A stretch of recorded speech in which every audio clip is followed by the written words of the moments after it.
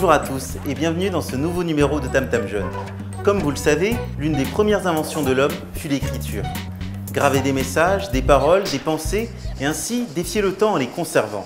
Mais que serait l'écriture sans la lecture? Que ce soit sur des pierres, des planches ou des pages, la lecture garantit la transmission d'un fait historique, d'une information ou tout simplement la transmission du savoir. Et si aujourd'hui nous partions à la découverte de la lecture, du livre, ou voyons plus large, voyageons ensemble dans l'univers des bibliothèques à Mayotte. Faites vos bagages et reportage.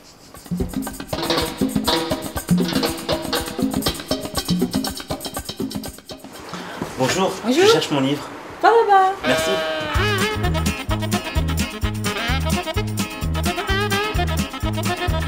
Bonjour monsieur, vous auriez vu mon livre?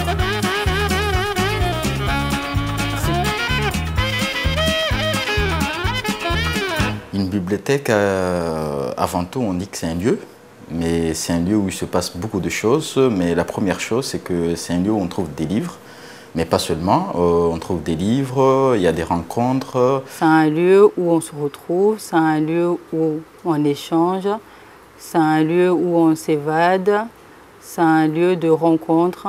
Bibliothèque, pour moi, c'est tout. La première partie biblio qui veut dire livre et la deuxième partie teke qui est en fait un coffre où on met les livres, un lieu finalement où on va trouver des livres. Nous avons à peu près 10 000 livres. Donc dans les 10 000 livres, on a de la fiction, on a des documentaires, on a des livres didactiques, on a de la bande dessinée. Les mangas, parce que les mangas sont prisés par les jeunes, mais aussi de la documentaire pour les enfants. On a l'embarras du choix. Kontezi wamu watolea hali wamonguliza wanatsa kula yamo para ujoni kabla za 3h wanatsa woka wengi siku ya jimwa donc wamwanguliza watolea hali kalteza hali mbapare C'est déjà de faire découvrir le livre aux enfants, c'est de leur faire comprendre que le livre c'est pas qu'à l'école, c'est pas un livre scolaire, mais c'est surtout développer l'imaginaire, rentrer dans une histoire avec plaisir et puis en sortir en se disant j'ai passé un moment formidable.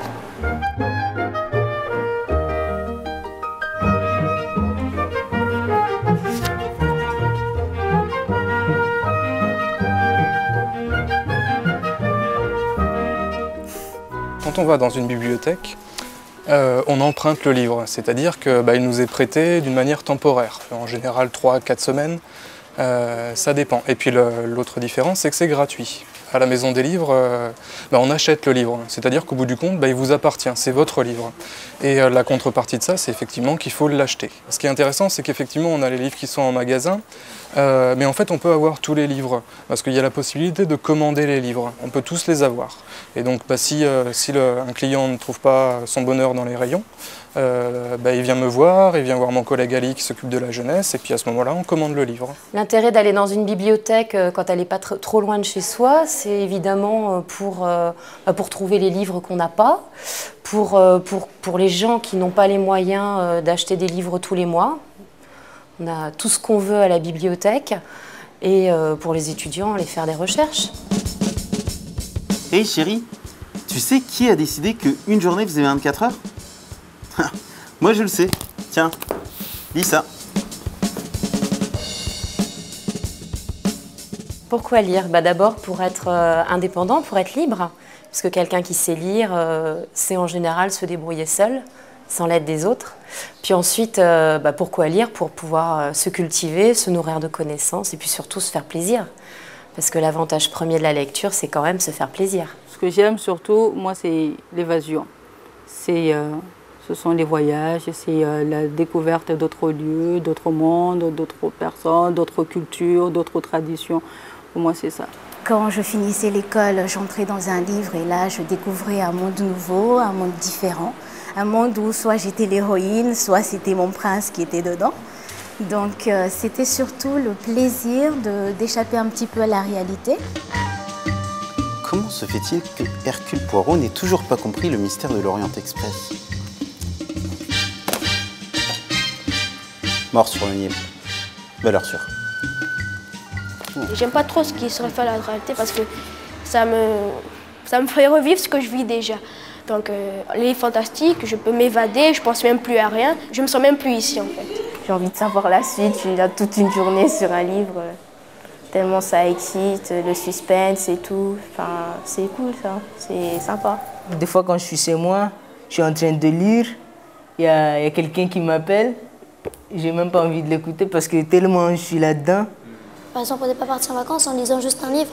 On peut s'évader, aller dans un pays et connaître les religions de ce pays ou la façon de vivre dans ce pays. Si j'ai un ami qui va en France, où il peut, et moi je peux pas. Alors en lisant un livre, je vois que c'est moi-même qui voyage dans ce monde comme l'ami. La faune malgache vous offrira ses secrets, mais aussi ses dangers. Des serpents. Serpents? Des crocodiles. Crocodiles? Crocodiles, lundi? Non, chérie, tu prends tes affaires, on s'en va, on part en grande coma. Allez hop. Vous y croiserez scolopendre, cabri à double bouc. Cabri à double bouc? Chérie, tu prends tes affaires, on va faire une partie de pétanque à la maison. Allez hop, dans le jardin. Quand je lis un livre, j'ai envie de faire le partager à tout le monde. On lit plusieurs livres, on les commente, etc. Et selon nous, on le propose à plusieurs personnes. On a fait même une sorte de campagne, on écrivait des livres, on le mettait sur les portes des classes en disant si vous aimez lire, vous venez lire ce genre de livre, etc. etc. C'est mieux quand on partage un livre en groupe parce qu'après il y a des débats. Et quand on se rencontre, on parle du livre, on dit que moi j'ai vu ça, j'ai aimé ceci, j'ai aimé cela. Et l'autre sur moi, il va dire non, moi j'ai pas aimé ça parce que c'était comme ça, c'était comme ci. Comme le livre L'île de la Lune, je l'ai lu et il y a certains qui l'ont pas aimé et ça donne d'autres avis et on n'a pas que notre avis à avoir, donc c'est bien de connaître les avis d'autres lecteurs. Nous, ce qu'on aimerait au finalement, c'est que les jeunes puissent s'exprimer sur leur lecture pour que justement on en arrive à un espèce de petit café littéraire. Les bons cafés littéraires. Hein. Si on lit un livre, on a des mots que par exemple nous ne connaissions pas avant. Et en lisant, par exemple, en bas, il y a toujours un petit peu quelque chose qui définit le mot, ou en cherchant dans le dictionnaire, on trouve le mot. Et après, en parlant, on peut utiliser ce mot parce que ça peut venir de la discussion. Parce qu'à côté de mon livre, j'ai toujours un dictionnaire et un cahier où je marque le vocabulaire. Enfin, comme ça, si je peux avoir des synonymes au lieu d'utiliser tout le temps le même mot. J'ai pris un carnet de voyage qui parlait du Sénégal. Et j'ai beaucoup appris sur le Sénégal, comment on dit bonjour. Comment on dit bonjour? Langadef. La culture, tout sur le Sénégal. En lisant plus le genre policier, on peut avoir une idée de ce qu'on veut plus tard dans la vie. Vous sentez? C'est la passion de la cuisine de ce livre. Grâce à lui, je vais vous faire un plat muy délicieux, señorita. Le plaisir quand même de tenir un livre, de feuilleter des pages, je pense que c'est important. C'est important et j'espère que les enfants l'auront encore longtemps. Il y a plein de gens qui écrivent dans leur carnet ce qu'ils ont vécu dans la journée, des choses comme ça, ou même qui racontent des histoires. Et donc, si vous avez des histoires à raconter, que ce soit sur Mayotte, que ce soit sur d'autres sujets, n'hésitez pas à écrire et il en ressortira toujours quelque chose. Il faut qu'on fasse en sorte que, finalement, la lecture devienne un loisir et surtout un plaisir. T'as vu? Demain soir, PSG-OM. Donc, tout de suite, j'appelle mon patron, je lui dis que je suis malade, hein, évidemment, et j'appelle mes potes, soirée pizza. Hein. T'en dis quoi? Très bonne idée, mon cœur, mais c'est le journal de la semaine dernière. De la semaine dernière?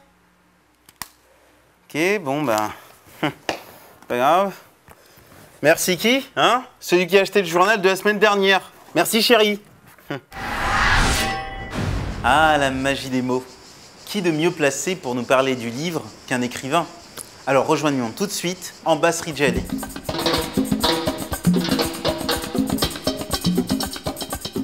Comment un écrivain mahorais arrive à trouver sa place dans une culture où la transmission est uniquement orale? L'écrivain a toute sa place dans cette culture justement parce que, étant donné qu'elle est orale, il faut bien qu'il y ait des gens qui puissent la transmettre de manière écrite parce que l'écrit reste et les paroles s'envolent, comme on dit. Et les bibliothèques sont remplies de livres. Les livres ne sont pas venus tout seuls dans les bibliothèques. Ils ont été écrits par des personnes, par des hommes, des femmes, des jeunes. Quand on a été au collège ou au lycée, on a commencé à écrire. Il faut quand même garder ce qu'on a écrit. Et plus tard, on améliore tout ce qu'on a écrit, on les fait publier. C'est le message que je voudrais passer aux jeunes. Il faut garder ce qu'on a écrit, même si c'était pour juste des amis ou bien sa copine. Jean Rostand disait « Je demande à un livre de créer en moi le besoin de ce qu'il m'apporte. Le livre nous apaise, délivre du quotidien, livre des émotions et comme Nouria, nous enivre de citations. »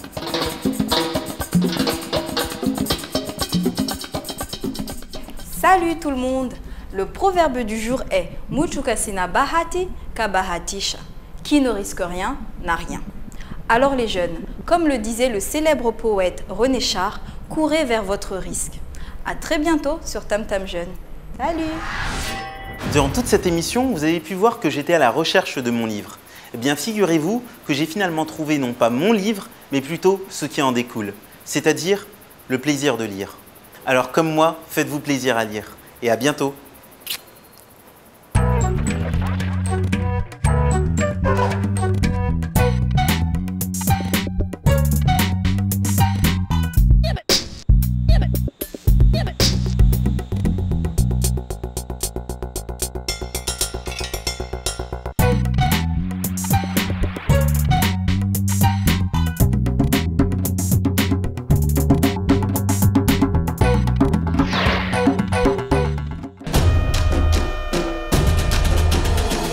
Coca-Cola avec Tam Tam Jeune. Tam Tam Jeune avec SFR